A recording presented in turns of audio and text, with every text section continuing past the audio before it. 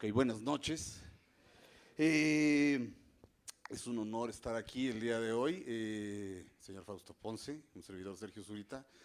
Estamos muy honrados de estar con Irving Welsh el día de hoy. Hoy comimos con él, es una experiencia. Es una experiencia. Pues sí, en su cara, fíjense. Exactamente. En su cara. Sí. Respecto a Irving Welsh, el periódico Sunday Times de Chicago y Miami ha escrito: Welsh escribe con una habilidad, ingenio y compasión que resultan en genio. Él es lo mejor que le ha pasado a la literatura británica en años, dice el Sunday Times. Respecto a Irving Welsh, también lo acompaña, porque como en cualquier concierto de rock, y esto es un concierto de rock, lo acompaña su amigo, Dios mío, Bill Hillman. su amigo Bill Hillman. Bill Hillman va a leer un fragmento primero de su novela El viejo vecindario. Después Irving Welsh va a leer un fragmento de Skag Boys.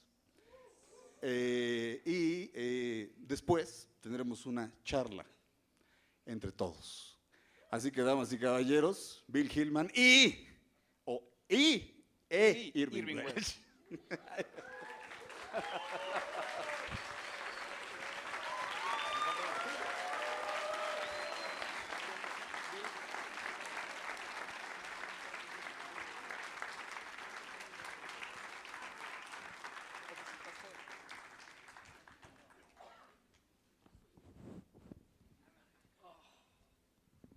Hello.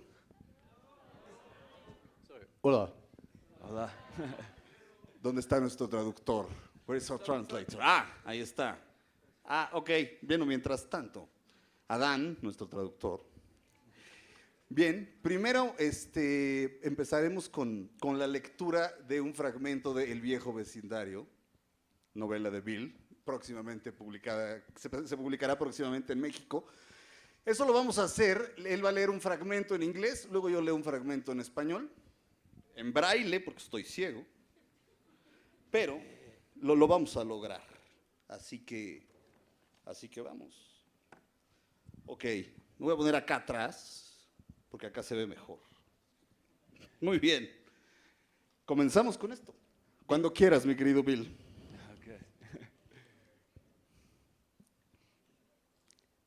The gunshot was abrupt.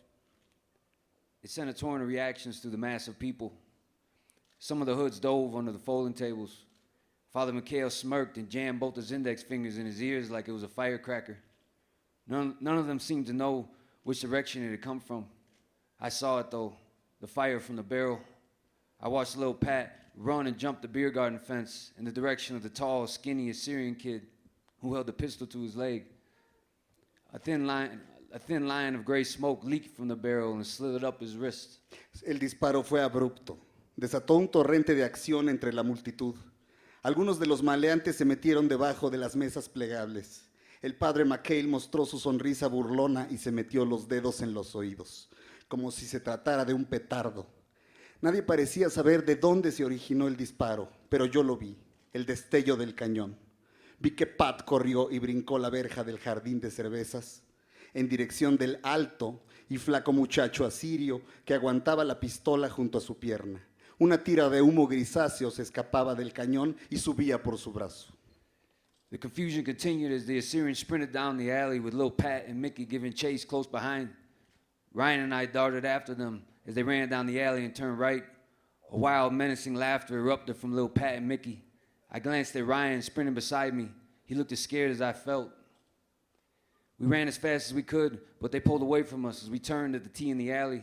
Their shoes clapped the pavement as my Jordans slipped on the dusty, pebble-ridden concrete. La confusión perduró mientras el asirio se escabullía a la carrera por el callejón con Pat y Mickey siguiéndolo de cerca. Ryan y yo los seguimos por el callejón y cuando doblaron a la derecha, Pat y Mickey explotaron en una risa loca y amenazante. Ryan me seguía de cerca. Vi en él el miedo que yo sentía. Corríamos lo más rápido que podíamos, pero se nos escaparon cuando doblamos en la intersección en forma de T que hay en el callejón. Sus zapatos azotaban el concreto, mientras que mis Jordans resbalaban en el pedregal reseco del camino. They sprinted across Ashland Avenue and through the Jewel parking lot. Ryan and I crossed Ashland. A rusty pickup truck honked its horn as we cut in front of it. My heart banged in my ears. Across the half-empty parking lot, the Assyrian disappeared through the front door of the pharmacy with little Pat and Mickey close behind.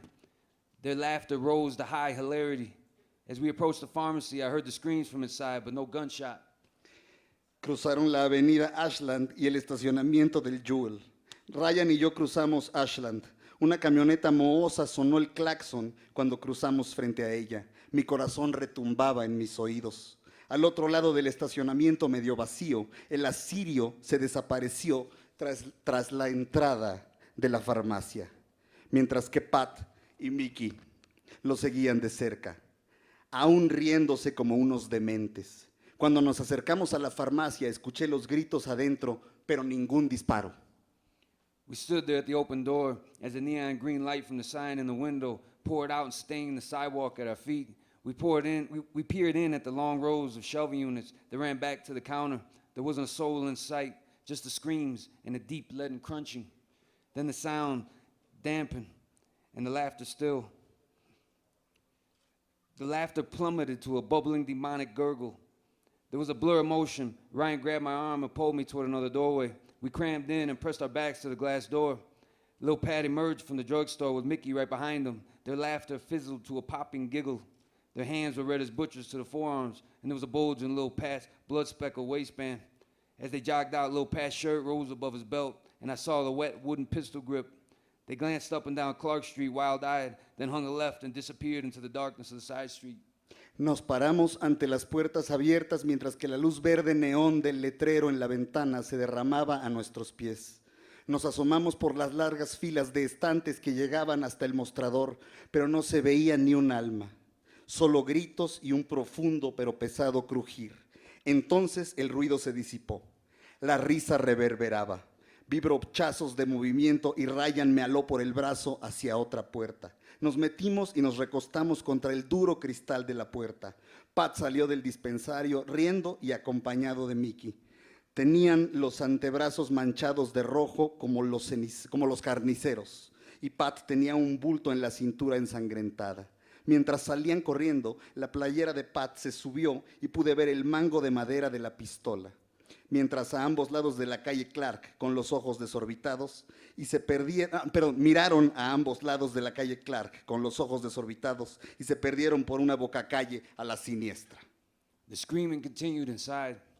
It was a woman's voice, and it was the only voice that could be heard. There was a quick panting between each scream.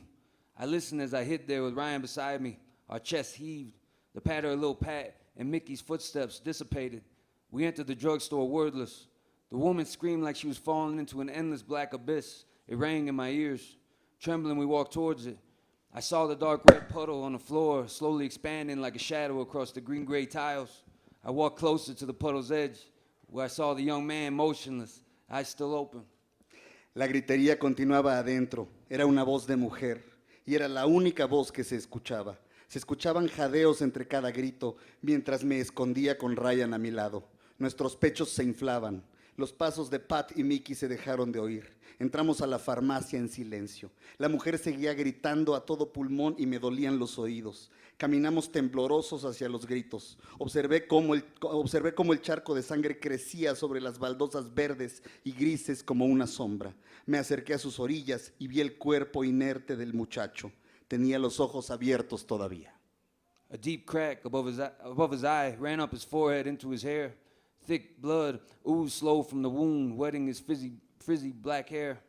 His bottom jaw hung open and was cocked to the side of his narrow, dark face like it had been dislodged from its hinge. The woman screamed deeper into the abyss, crumbled on the ground with the phone trembling in her hand. Her torso shook terribly. The puddle enveloped her legs and soaked the underside of her brown nylons. I looked at them in silent mourning for the young man and for something I hadn't words for. We slipped out of the store as the others poured in through the doorway. Una grieta profunda se abría sobre sus ojos y se perdía en el cuero cabelludo. La sangre brotaba espesa de la herida, lentamente, humedeciendo su oscuro pelo rizo. La mandíbula inferior colgaba abierta hacia el lado del estrecho semblante como si se hubiera dislocado de sus goznes. La mujer continuaba gritando, hecha un amasijo sobre el suelo con el teléfono temblando todavía en la mano. Su cuerpo se estremecía violentamente. El charco empapaba sus piernas y mojaba la parte inferior de sus medias de nylon color marrón. Los contemplé en silencio, lamentándome por el joven muchacho y por algo más a lo que no le encontraba palabras. Nos fuimos de la farmacia mientras otros entraban apurados. We walked towards home in the quiet, our heads hung, the weight of it all around us. The air was thick and the carnival roared on in the distance. The sounds of the children's joyous screams rose and fell, but I had no urge to return. We walked down Clark to Hollywood Ave where the yellow sign of the corner store glowed stale and flickered. We stood under it a while. You think they're gonna get caught up? I asked. Nah, ain't nobody gonna rat them out. Shit, he was dead, wasn't he? Caminamos a casa en silencio, cabizbajos, el peso de todo lo acontecido a nuestro alrededor. El aire ahora nos pesaba y el carnaval bullía en la distancia. El ruido de la muchachería subía y bajaba, pero no tenía ganas de regresar al carnaval. Bajamos por la calle Clark hasta la avenida Hollywood, donde había una bodega que tenía un letrero amarillo que brillaba y parpadeaba. Nos quedamos parados debajo del letrero un rato. ¿Piensas que lo atraparán a la larga?, pregunté. No, nadie los va a chotear, nadie les va a delatar, exactamente. No, nadie los va a delatar. Qué jodienda, el tipo estaba muerto de verdad. Ryan didn't answer. We walked down Clark and crossed Ashland with the sirens floating in the air. Ryan went his way to the north and I went home. I went up to my room and sat on my bed a while in the dark as the orange yellow of the street light seeped in through the window. I thought about God. I thought about heaven, if little Pat could ever go there now. I wondered if I could go there now that I knew what I knew and was never going to tell. I held my crucifix and prayed to Jesus that he wasn't dead. After the others had gone to sleep, I went downstairs to the TV room and watched the reports of the murder, and that was the birth of Pistol Pat. Ryan se quedó callado. Caminamos más y cruzamos la Ashland mientras las sirenas se esparcían por el aire. Ryan se fue hacia el norte y yo me fui a casa. Subí a mi cuarto y me senté al borde de la cama un rato, mirando la luz de los postes derramar el amarillo anaranjado por las ventanas. Pensé en Dios y pensé en el cielo, preguntándome si Pat podría subir a él después de esto.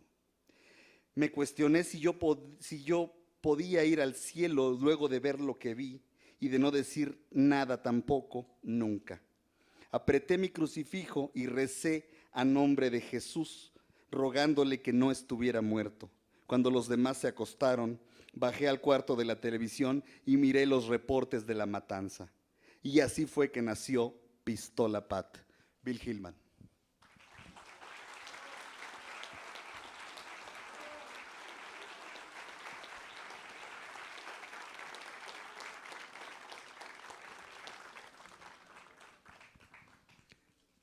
Muy bien, ahora Irving Welsh leerá un fragmento de su novela Skag Boys, la más reciente traducida al español. Tiene otra que ya está publicada en inglés y una más que está por publicar, pero por lo pronto un fragmento de Skag Boys.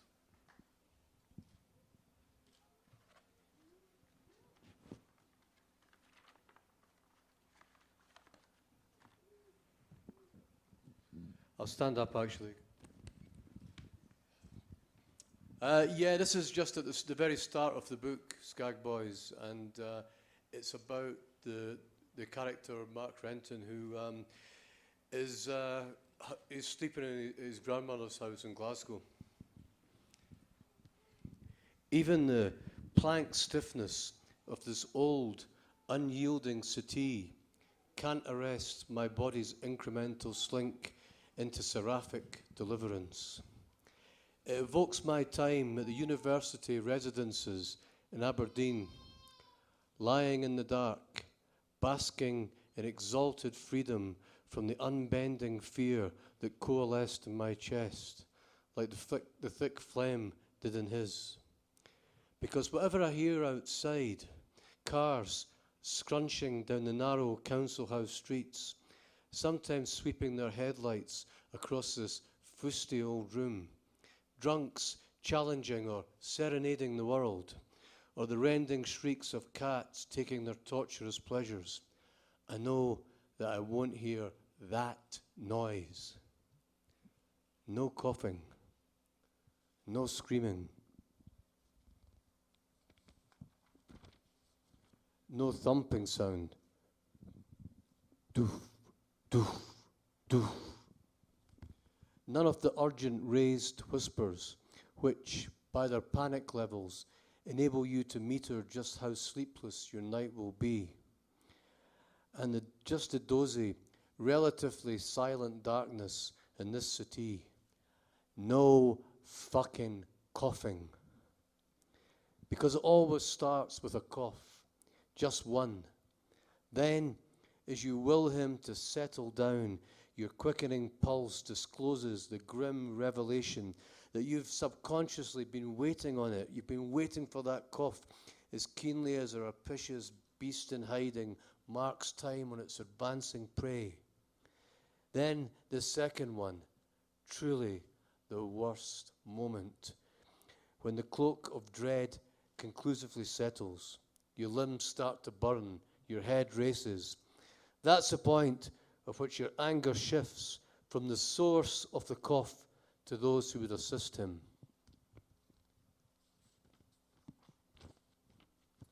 Just fucking leave it, you cunts! But of course, you hear the disturbance from behind the diaphanous walls, a weary sigh, the sharp click of the light switch, the skittish footsteps. Then the voices, coughing, cooing and pleading before the grim procedure starts, the postural drainage. Doof, doof, doof, doof, doof, doof. That dread rhythm of my father's big hands pounding on his thin, crooked back, insistent, even violent. Such a different sound and beat to my ma's timorous taps. Their hushed and exasperated encouragement as you try to telepathically attenuate his ragged, desperate pulls to your own tightening inhalations. I wish they would leave him in the hospital. Just keep him the fuck away. I'm never going back to that house until he's gone forever. It's so wonderful that from this haven you can forget all that and just let your mind and body dissolve into sleep. Come on, son, up, move it! Awakening, sore and stiff, to the gravelly voice of my father. He's standing over me, his thick brow furrowed, naked from the waist up, his chest a forest of blondie grey fur, as he brandishes a white toothbrush. It takes me 3 full seconds, each measured in an eye blink, to remember that I'm on my grandmother's couch in Cardonald. I only got to sleep a few hours ago, and it would still be pitch black except the small table lamp he's clicked on oozes a fatigued aquamarine glow across the room. But he's right, we have to go. We have to make the bus at St. Enoch Square. I know that once I get going, I'll be fine, even though I'm a little untidy. Fucking doing it again. I ken that once I get moving, I'll be fine, even though I'm a bit scruff order. And I asked to borrow Gran's iron, just to get the worst creases out of the navy Fred Perry before I pull it over my thin, white, goose-bumped body.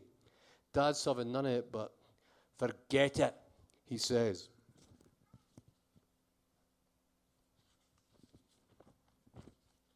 Waving his toothbrush, marching to the bathroom across the hall, sadistically clicking on the overhead light as he goes, the flare burning my retina and searing my brain.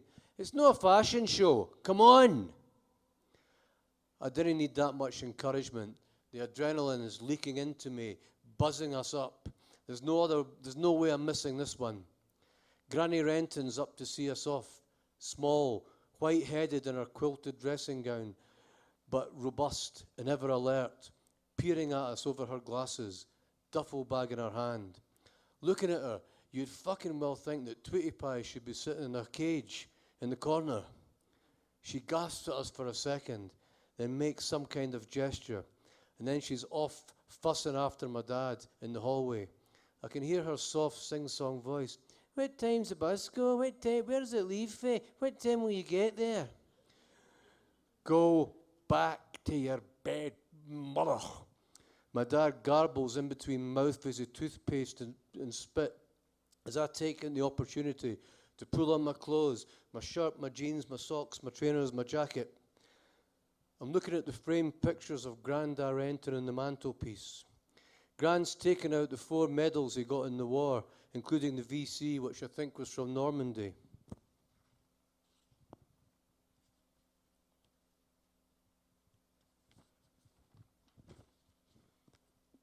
He wouldn't have liked him being on display like that. He kept him in an old baccy tin, and he always had to be cajoled into showing us them. Fair play to him. He told us right from the start, me and my brother Billy, that it was all fucking bullshit. That some brave men got no medals for their heroics, while wankers could get decorated for nothing. I recall one time when we were on holiday in the guest house down in Blackpool, I was pressing him. But you were brave, eh, Granda? Charging up that beach, you must have been brave. I was scared, son, he told me, his face bloodless and somber. But most of all, I was angry at being there, really angry. I wanted to take it out on somebody and then go home. But that man had to be stopped, oh father, my dad had implored. You said so yourself. I know that. I was just angry that he was allowed to get started in the first place. The 2 pictures of Grandad Renton offer subtle contrast. In one, he's a cocky young gadge in a uniform that lends him a certain gravitas, is about to swagger off on an adventure with his mates. The other, which is older, shows him with a deep smile, but different to the other presumptuous grin. It's not exactly false, but it looks posed and hard won. My gran returns, catching me at the pictures. Perhaps she sees something in me, in profile, a hint of the past, because she sidles up to me, puts her arm round my waist and whispers, "Give the bastards hell, son." Gran smells fragrant but old, like she uses a soap that nobody washes with anymore. As my dad comes through, we prepare to leave, and she adds, "But watch yourself and look after my laddie," meaning him. It's weird that she still thinks of him that way, with him being ancient, not far off of 50. "Come on, pal, the cab's here," he says, maybe a bit abashed at her fussing as he looks through the curtains outside to the street before turning and kissing my gran on her forehead. Then she grabs my hand in a surprisingly lusty old claw. "You're the best of them, son," she whispers in urgent confidence, her brown eyes madly rimmed with high cholesterol sky blue like a cross-section gobstopper. She says this every time I've seen her since I was a bairn. And it used to make me feel great until I realized that she said that to all her grandchildren and the neighbours' kids. I'm sure she means it at the time, though. The best of them all. She releases the grip and hands Dad the duffel bag. "Dinna you be losing that thermos flask in that bag, David Renton?" she ticks. "I'll tell you, I'm going to keep an eye on it," he says sheepishly, like he's become a surly teenager again. He starts to go, but she stops him. "You're forgetting something," she says, and goes to the sideboard and produces 3 small glasses, which she proceeds to fill with whiskey. My dad rolls his eyes. "Ma!" She isn't hearing him. She raises a glass, compelling us to requite the gesture. Although I hate whiskey, and it's the last thing I want this early in the morning. "Here's to us, what is like us, damn few in the raw deed," she croaks, features pinching and witch-like recalcitrance. Dad knocks his one back in a winner. Gran's is already gone by a kind of osmosis. I didn't even see her put the glass to her lips. It takes me 2 retching gulps to get the rancid crap down. "Come on, son, you're a Renton," she shouts. Then Dad nods to me, and we're off. She's an awful woman. he says with irksome affection as we climb into the big black taxi, my stomach burning. I wave at her small figure, standing in the doorway in the murky street, willing the daft old back to get back inside into the warm. Glasgow. That was how we learned to spell it at primary school. Granny likes a small glass of whiskey. Thanks for listening, folks. That'll do me.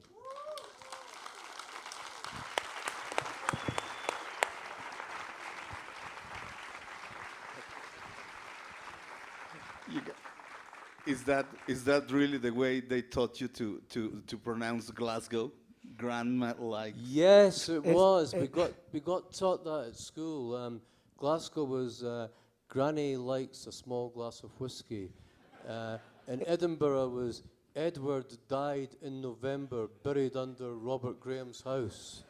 So Sí, we had no excuse for not learning to spell the names of the two cities in Scotland, but many of us still couldn't do it after that.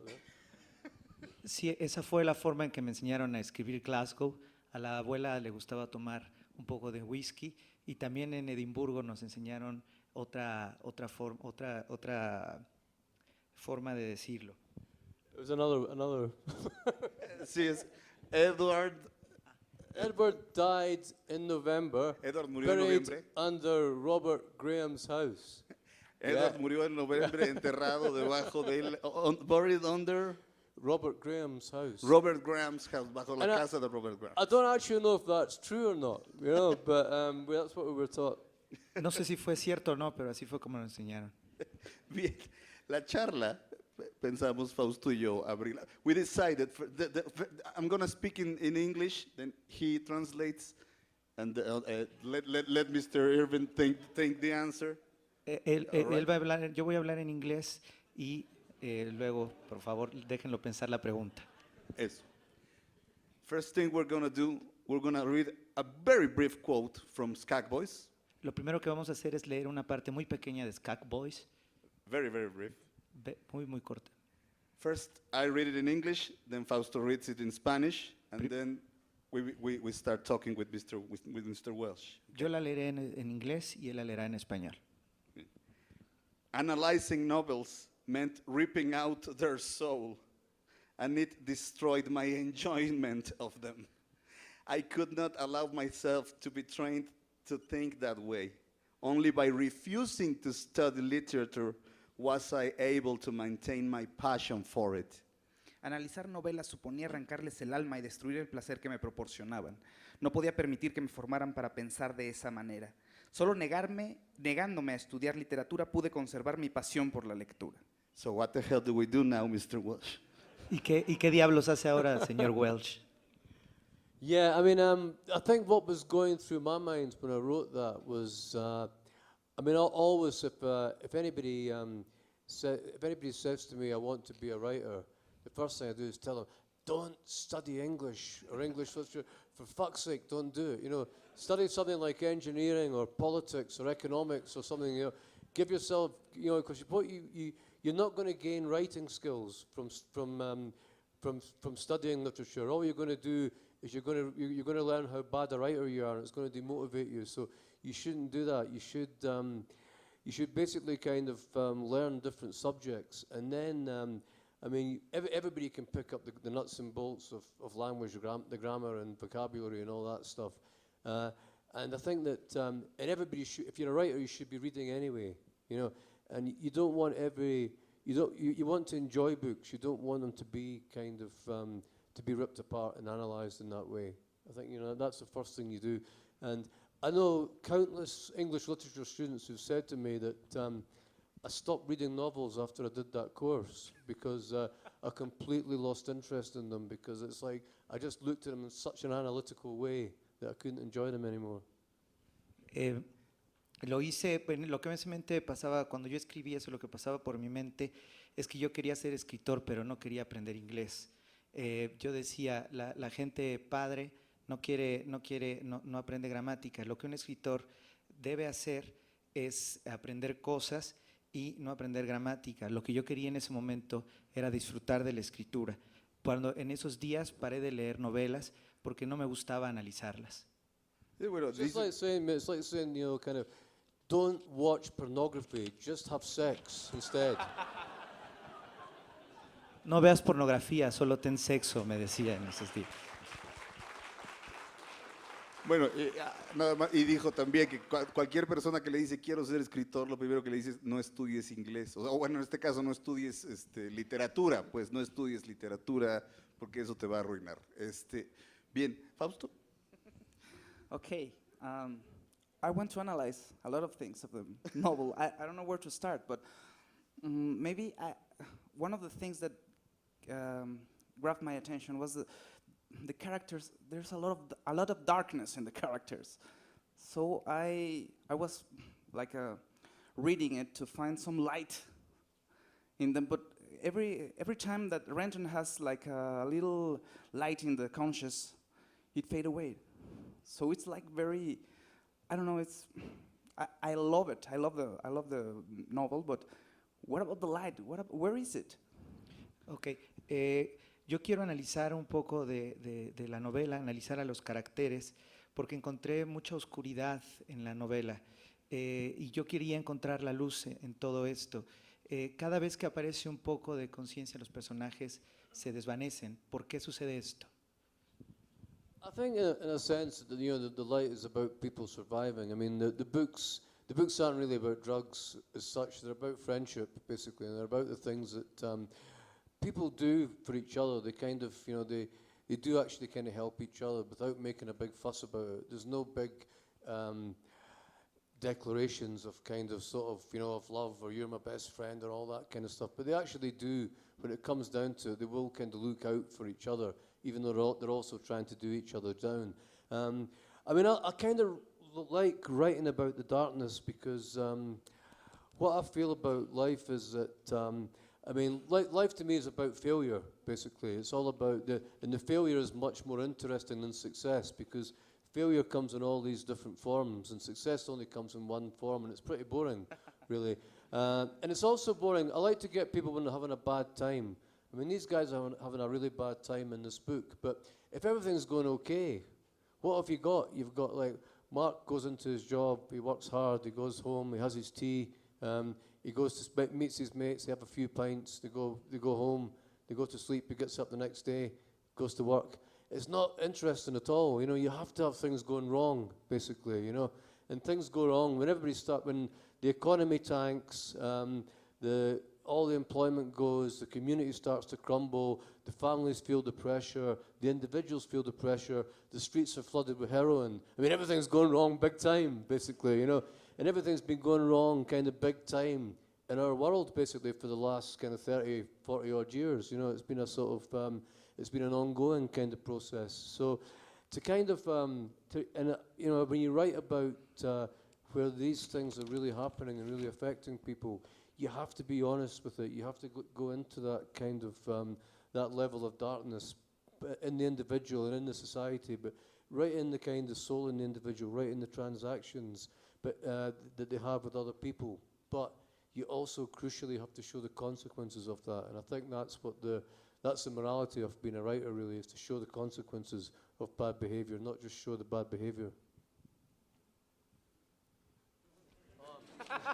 I'm sorry about that, mate. Atájate ese penalti. Yo escribí esta novela para sobrevivir. Es una novela sobre la amistad. Yo quería ayudar a mucha gente a cuidarse por sí misma. La oscuridad tiene mucho de interesante porque el éxito no se puede contar bien. El mal tiempo, en cambio, sí da mucho de qué decir. Si te va bien, si todo te ha ido bien, vas por unas cervezas, compras unas cosas, es todo un poco aburrido. En cambio, si las cosas se ponen mal, hay mucho más que decir y de repente la diversión te causa depresión y en cambio la heroína lo que te da es un gran placer.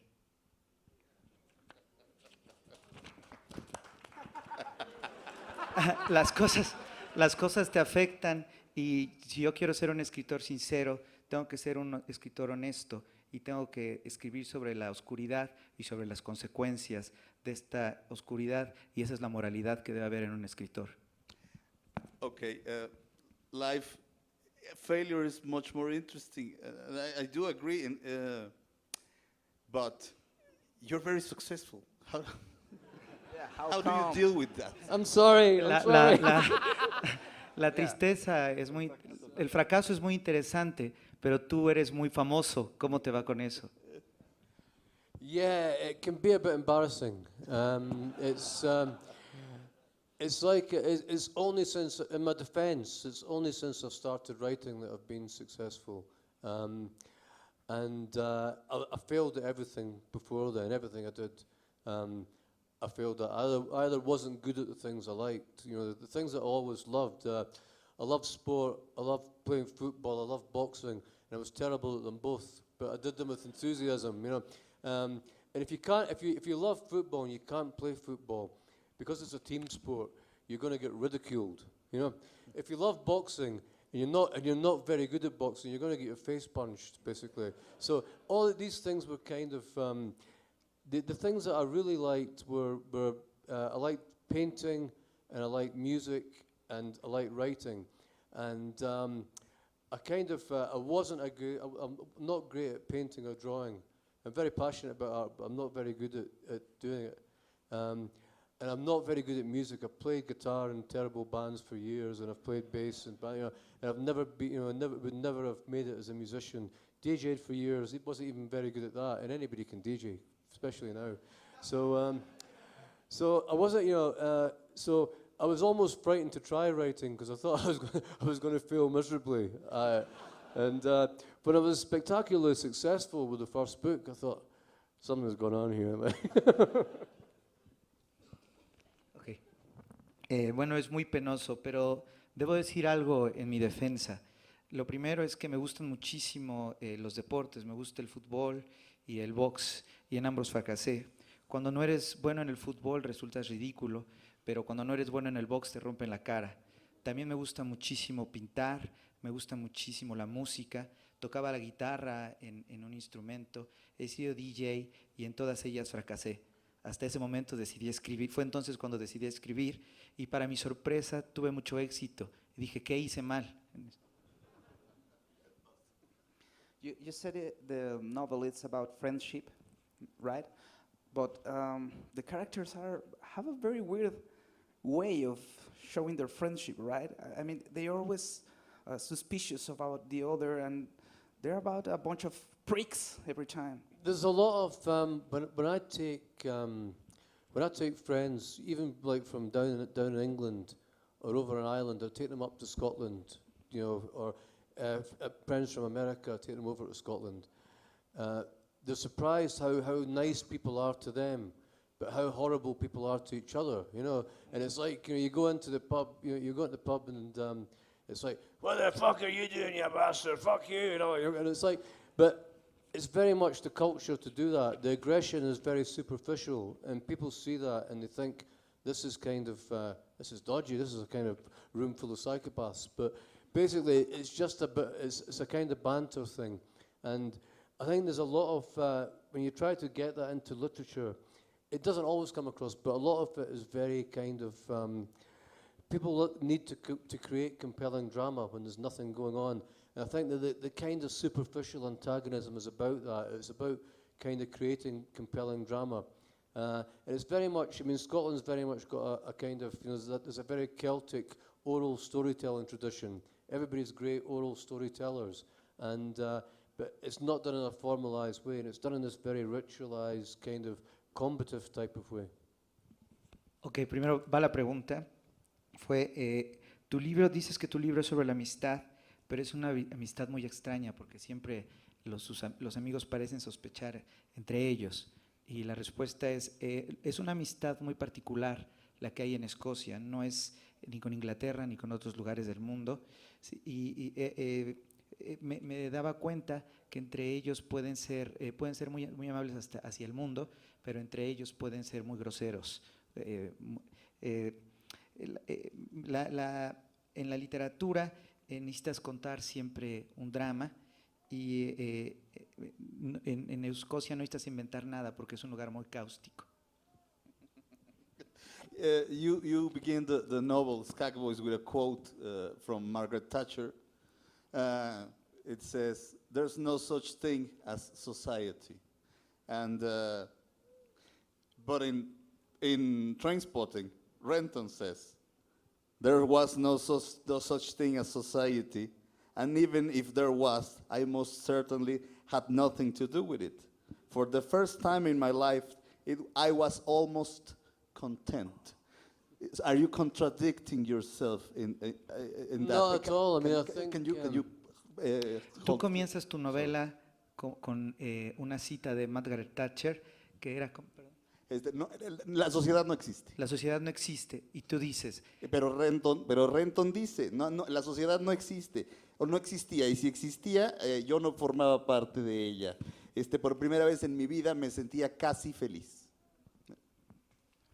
Well, I mean, no, because Thatcher kind of, for all her faults, and she was the most vile, poisonous kind of human being you could imagine, she had an honesty, and she actually kind of, when she said there was no such thing as society, that, you know, that was her job, was to wreck and destroy society, and that was what she was trying to do. Basically, you know, now you have somebody like Cameron who says, "Oh, we're all in this together." So it's all kind of smart, and he believes there's no such thing as society either. You know, he's trying to wreck it even more than she did. But it's all smarmy kind of hype and PR kind of stuff. But I think Renton's very much, Renton and Sick Boy and all the characters are very much a kind of child of the Thatcher years, you know, and they've absorbed that kind of nihilism, and you know, and basically, you know, in their way, it's a kind of, it's not a kind of establishment kind of sort of crushing the working classes kind of sort of nihilism. It's more of a punk rock, like fuck them all, fuck society, you know, that sort of nihilism. And but very much every, you know, the hardest thing for the punk rock generation in Britain to admit is they are very much Thatcher's children in so many ways. ok, sí, Thatcher fue una persona muy venenosa, como ustedes no pueden imaginar. Honestamente fue terrible. Ella intentó destruir la sociedad, pero nosotros, el grupo que estaba ahí, la generación de punk rock, dijimos, estamos juntos, nos conocemos desde que somos jóvenes y básicamente intentamos luchar en contra de ese establishment y decir a la chingada todo, y nuestra generación de punk rock vivió con esa consigna. So Renton, when he says that in Can I just tell a little Thatcher Yes. story? I've only been in the same room as Thatcher once, and it was in the Dorchester Hotel in London, which is a really, really posh hotel. And this friend of mine had come into some money, and he goes, "I'm going to we've been up all night. We've been at this nightclub dancing, and we're full of ecstasy, and we're just ripped off our tits, basically." So we went to this nightclub. We decided we'd go for the poshest breakfast. I don't know why, because we couldn't eat anything. We were all kind of pulled up.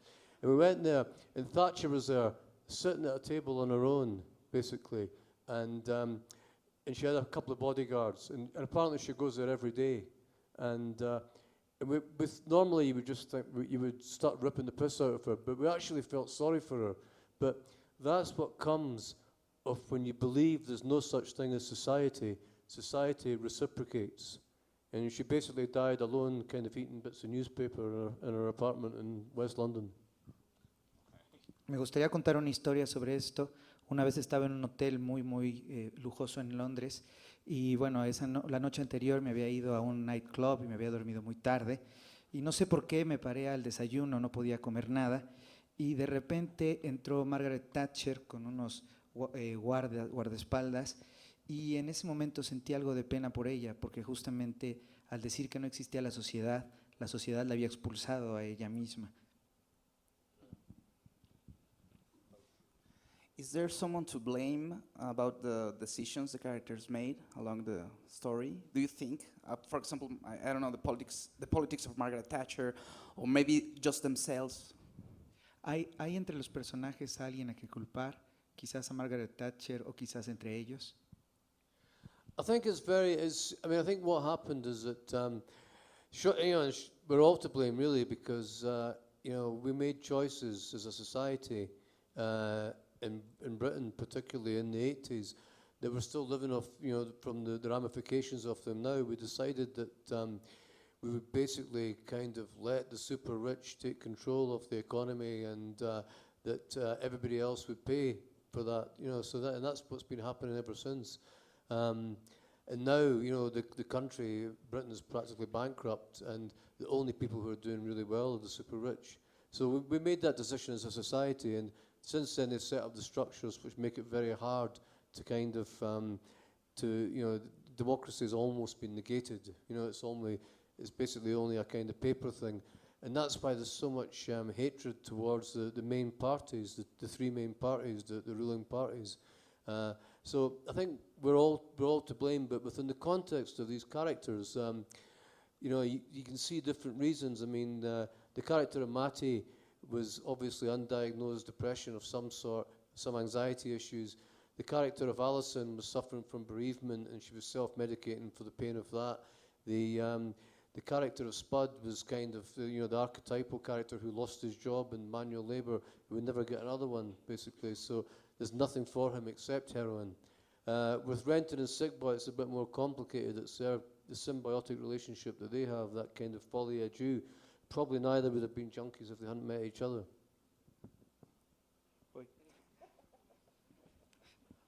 Ok,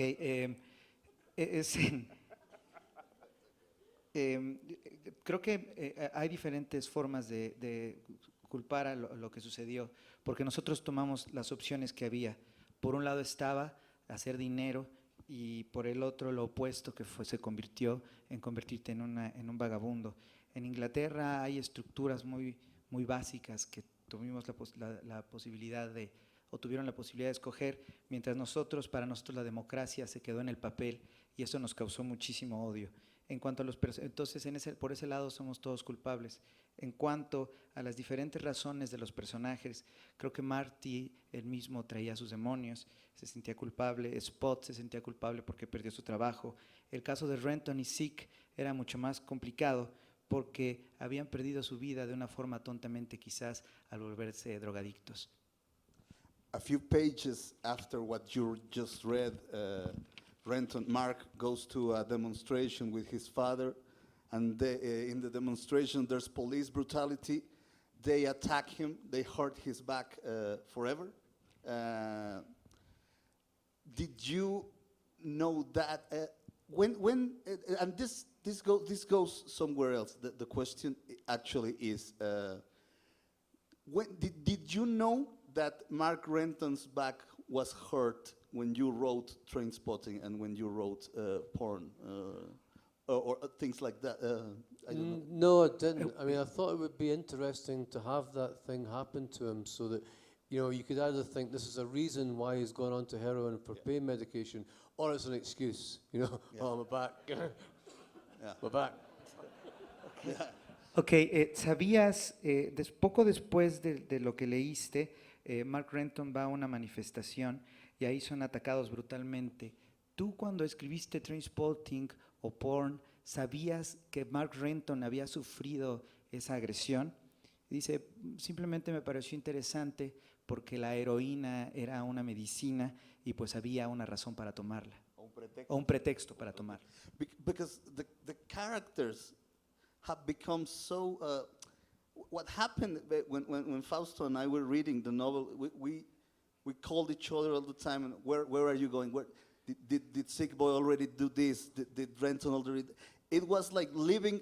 I mean, it's obvious in good writing, but it was like we were talking about real people. Yes. But very real people. Very real people, and we were very worried about them. And it was like, Was very what the hell? What are they? What is he's got a beautiful girlfriend and he's gonna throw it all away because of heroin. Was What the shocking, hell? was shocking. Yeah, Was, oh my God, no. We were horrified all Yeah. the time, and very. But when did you know that these characters that you created 20 years ago, more than 20 years, we're going to give you for 3 novels or maybe more? How does that happen to an author? Ok, ¿qué pasa con los personajes? Cuando Fausto y yo estábamos leyendo la novela, nos llamábamos el uno al otro para decir, ¿qué están haciendo? ¿Qué es lo que les pasa? ¿A dónde van? son muy, muy reales. En el caso de Sick Boy o Mark Renton, tienen novias increíbles y todo lo mandan al carajo. ¿Cómo supiste lo que ibas a hacer en estas 3 novelas con ellos? It doesn't really happen in that kind of way. I mean, that you kind of think that there's another novel for these characters now. What happened? The way I see characters is when you write a lot of novels, you've written all these characters, and they basically become like characters. To me, are like a kind of a certain, they're like a bunch of tools in a writer's toolbox. And if you've got a certain theme that you want to explore, you kind of look and see what you've already got there, and it's like, and then you kind of think, well, I've not got somebody that's going to tell this story. I mean, the latest book I've got out in the UK that's coming out in the States in February is it's 2 characters, 2 female characters, young female American characters, who one is a fitness trainer and one is an artist. And I just wanted to write about body issues and kind of the obesity culture and all that. And I didn't have the tools to do that, so I had to make these 2 new tools that would help me tell the story. And it's like very much the same way with the Trainspotting characters. It's like when I wrote Porno, originally wrote this guy. His name was Steve, and he had the girlfriend Nikki. And I realised when I got into it that Steve was actually Sick Boy. It was just Sick Boy that was older. He had gate crashed into the book because he was the best character to tell that story.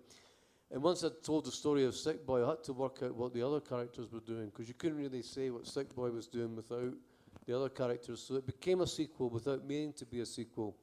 With Skag Boys, it was I wanted to write a story about the changes in the 80s that affected society as it is now, about the transfer from an employment economy to a kind of a drug economy, really. And I thought, well, who better to tell that story than the characters that are already there and were already messed up by the time we met them in Trainspotting. So that book became about, not like Trainspotting was how did they get off heroin? How did they get off heroin? This book was about how did they get on it in the first place. So you don't really think about it in terms of how much leverage you can get. But I'm still interested in these characters. I still write them. I still write other characters from other books that I've done. And if the opportunity comes that I want to address something, I'll use them again. ¿Qué pasa con las novelas? En realidad los personajes son herramientas. Te sirven para saber qué es lo que quieres hacer, explorar las partes que quieres explorar de la vida. Por ejemplo, en Gran Bretaña en febrero va a salir una historia sobre 2 mujeres. Tengo 2 herramientas nuevas que explorar. De la misma forma, Porno comenzó con Steve y Nikki, y de repente me di cuenta que Steve era Sick Boy. Por otro lado, cuando quería escribir Skag Boys, quería narrar algo de cómo habían sucedido las cosas en los 80s, y me di cuenta que tenía las herramientas de Trainspotting para hacerlo, porque Trainspotting quizás sea el desmadre, pero Skag Boys es la forma en que ellos se metieron en la heroína. Entonces, los personajes son herramientas que tienes que utilizar para explorar en las novelas. I'm very fond of all the characters of the novel, but I think a lot of them are a bunch of pricks, fucking pricks, right? And the question is, who's your favorite prick and why? Me río mucho con los personajes de la novela. Creo que son unos cabrones, que todos son malos, pero ¿cuál es tu favorito de ellos? Yeah, I mean, I kind of...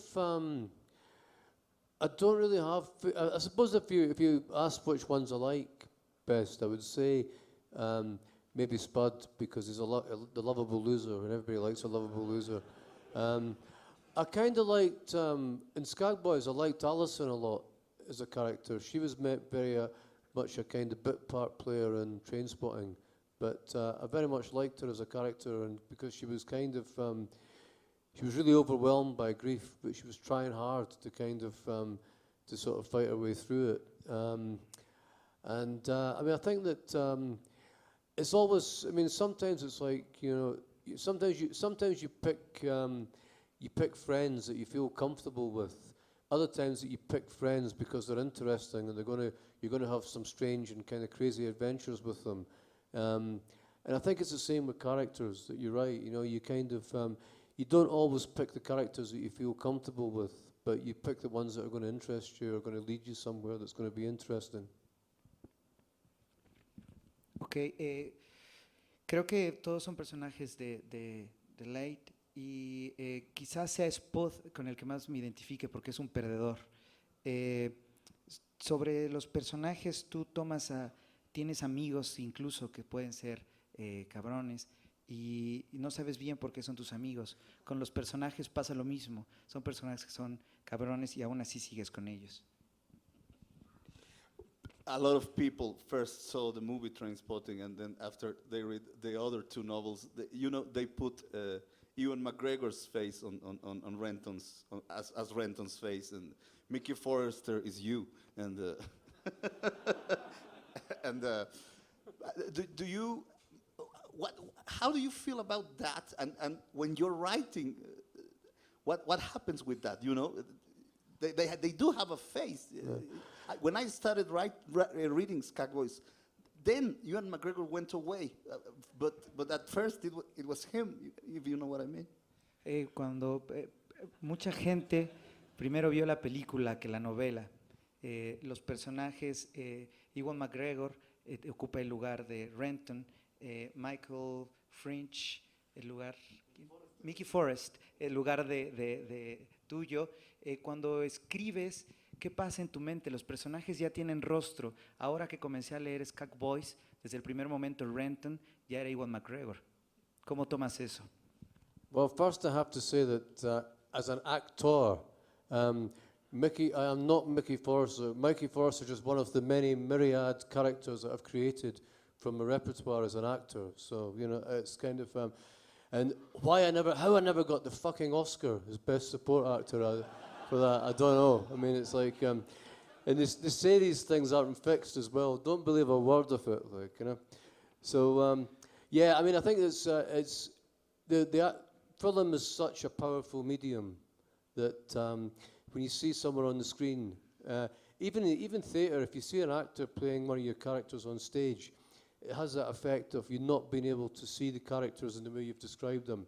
When I went to write porno and I went to write Skag Boys, I had to go back to Trainspotting, the book, and reread it to get my original sense of the characters, because I had Ewan McGregor and Bobby Carlyle and all that in my head. And Bobby Carlyle in particular looks very, very different from the Begbie that I'd kind of imagined and envisaged. So you have to go back to the kind of, to the basic kind of look about who they are and all that. And it's very difficult sometimes to do that because, as I say, film is such a strong medium, and the writer's mind gets kind of colonized by these images as much as anybody else's. Ok, cuando escribí Skag Boys o cuando escribí porno, tuve que regresar a leer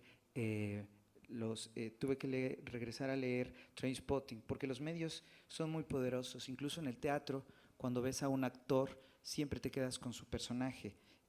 Tuve que regresar a leer Trainspotting para entender en verdad el sentido de los personajes, para saber quiénes son. Bien. Última pregunta, Sí, yo creo. Sí, última, está bien. Where is the Skag Boys generation? I'm not referring this as the characters of the book. I mean your generation. Do you think you guys did well? Just survive? What could you say about it? I think... Ok, ¿dónde está la generación de Skag Boys? No solamente los personajes. ¿Dónde está tu generación? ¿Lo hicieron bien? ¿Sobrevivieron? ¿Cuál fue su destino?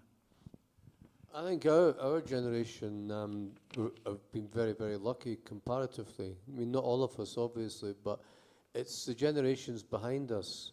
The kids coming through now that I think have had a terrible deal. You know, it's like the punk generation have kind of done okay, but because we still had the after effects of the post-war boom and the kind of and there was opportunities. I mean, I got a degree at university, paid for by the state, a full grant, and I didn't pay a penny. My parents didn't pay a penny towards me getting a higher education.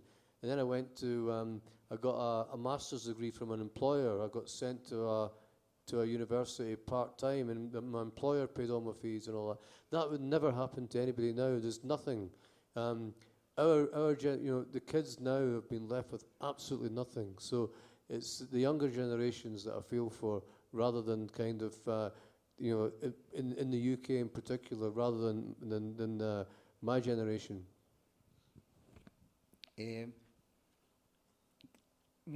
Yo me tengo que considerar, antes que nada, con suerte como miembro de mi generación, pero creo que ha sido peor para las generaciones que han venido detrás de nosotros. Nosotros, la generación del punk, toda tuvimos unas oportunidades. Después de nosotros, ir a la universidad cada vez se volvió mucho más difícil. Tener un empleo cada vez se volvió mucho más difícil. Los jóvenes, las generaciones jóvenes, son bastante desgraciadas, sobre todo en el Reino Unido. Sí, bueno, dice además que la universidad, sus padres no tuvieron que pagar un centavo y eso ahora no ocurre. I said last question, but I cannot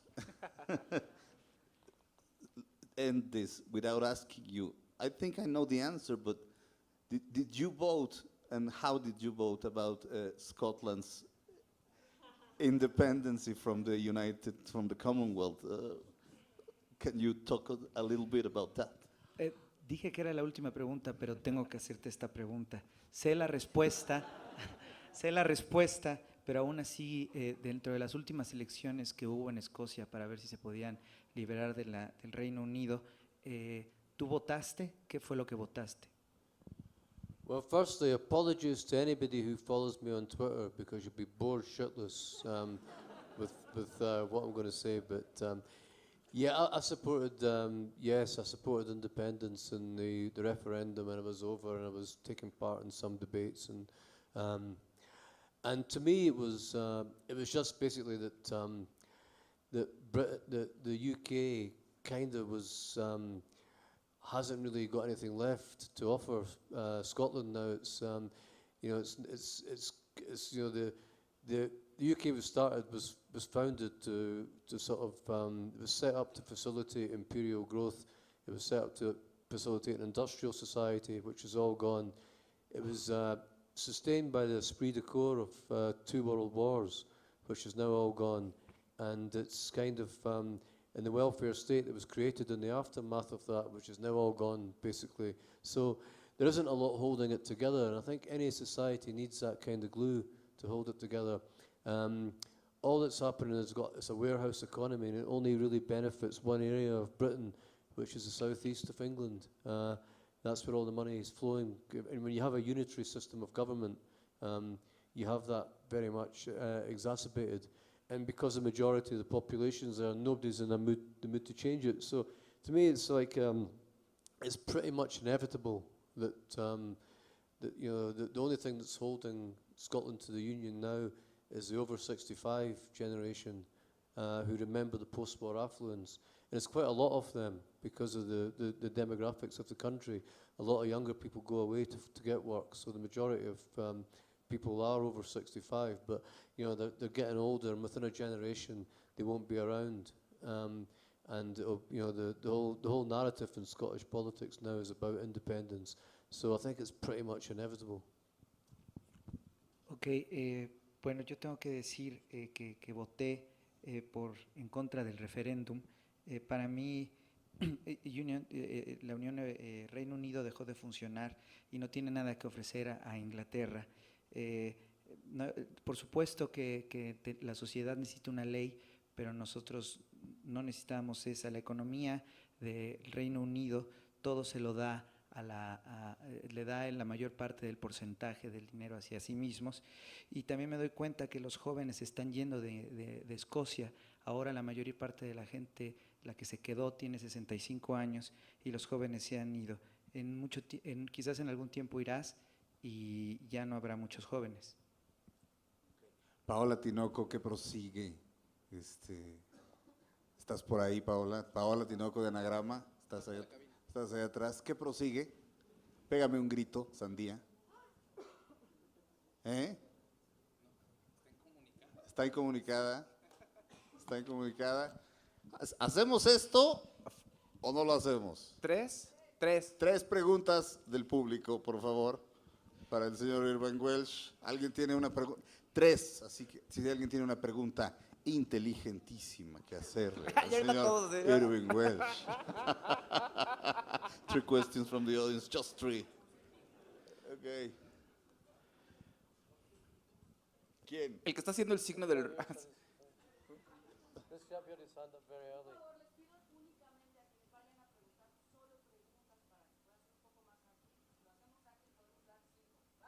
Okay.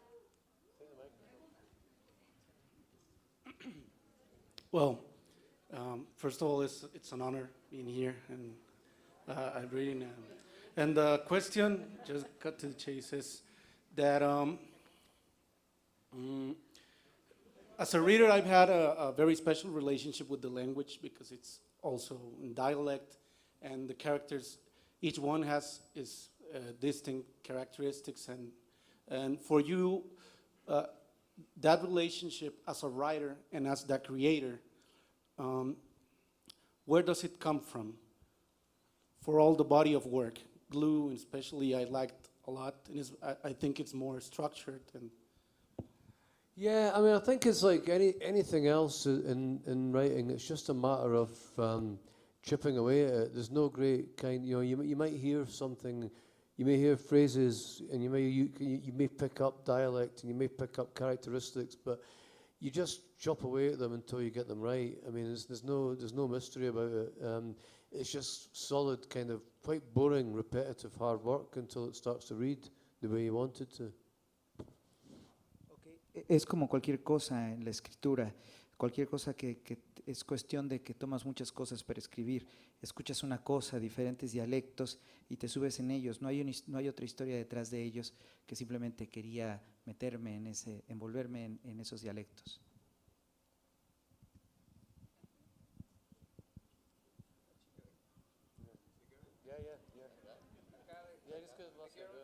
La chica de aquí de la tercera fila.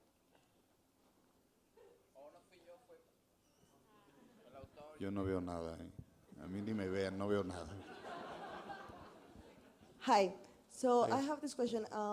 In Skag Boys, we get to see them in their early 20s. Then Trainspotting in their mid 20s, and we have Porno in their mid 30s. Will there be a mid 40s, mid 50s? Oh, Where are they now? I don't think so. I mean, I think the problem is that you find about kind of sort of about getting groups of people, about getting gangs, basically, which they were in a way, getting them back together. It becomes increasingly improbable the older people get that they're all going to be together. You know, you can't imagine. I can't imagine a scenario whereby these guys would be together again. Not all of them. You know, you might have a couple of them. You know, I've written a few stories about 1 or 2 of them being together and having different adventures and all that. But the 4 of them and maybe some of the surrounding people, it's very, very hard to see them going back, being all together again. El problema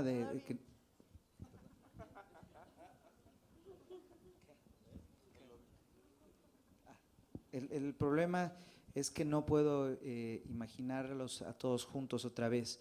Puedo imaginarlos juntos a 2 o 3, pero a los 4 ya no puedo imaginarlos.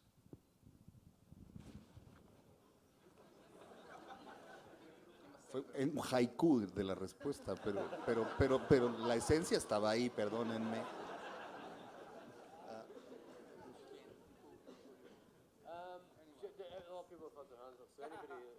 Anybody from the back. A cualquiera de atrás. Ahí. Thank you. Hi. Well, I want to ask you, do you have any routine for writing, or have you developed like anything you do, you strictly have to do in order to get in that creative environment in order to start writing? No, I'm quite lucky that I can write anywhere and I can write in airports and hotels, and I can write in coffee shops, and I can write on public transport and all that sort of stuff. But I think that there's 2 types. You know, there's 2 things that you can. There's 2 ways that you write basically, and I think when you start off gathering the information and getting the first draft together, to me, as much chaos is great. You know, going out to coffee shops, having loud music on and all that, and getting inspired by that. It's fantastic. You know, you get something down. Then the second phase is it's different. You need complete quiet, and you have to go away and put all that together, basically, and put it in the form of a book, and sort of hack it into something. So there's basically these two phases. You know, I'm going from one to the other. And one is being outside and being around people and doing stuff and all that, and getting physical descriptions of people from public transport, from the bus and all that. The other one is being away and being very kind of hermit-like up in my office and sitting there for days on end and without washing and being dirty, and the wife coming and saying, "Look, get in the shower, you're stinking the whole house out, and we've got friends coming today, and talk to them when they come for dinner. Speak to them. Don't speak to your imaginary friends up in your office. Like, speak to some real people." And I'll sit there going. So it's like there's the two sides of it. One side is very fun, and the other side is a bit like madness, really, when you're locked away on your own. Soy una persona con mucha suerte porque puedo escribir en todos lados, puedo irme a cafés, a restaurantes, puedo escribir en los aeropuertos, en todos lados, pero en realidad hay dos cosas que tienes que hacer, hay dos formas de escribir las novelas. La primera es cuando tú estás juntando el material para ella, puedes ir a todos lados. Este caos a mí me funciona mucho, el ver a gente, inspirarme en todo lo que me pueda contagiar. Y en la segunda necesito mucho silencio, es cuando me siento a escribir el libro. Yo paso de una a otra con facilidad y cuando estás escribiendo una novela tienes que estar hablando con gente real, no hables con gente imaginaria. Ya nos quitaron el micro, ¿verdad? Damas y caballeros, okay. Bill Hillman.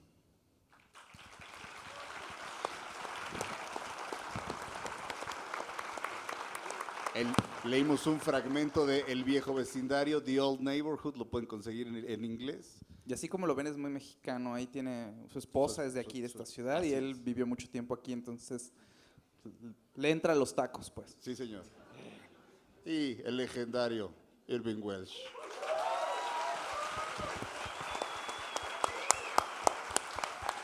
Thank you, and let's hear it for these guys too, and not forgetting the translator. And once again from my old pal Bill Hillman there. Thank you very much for coming along. Cheers.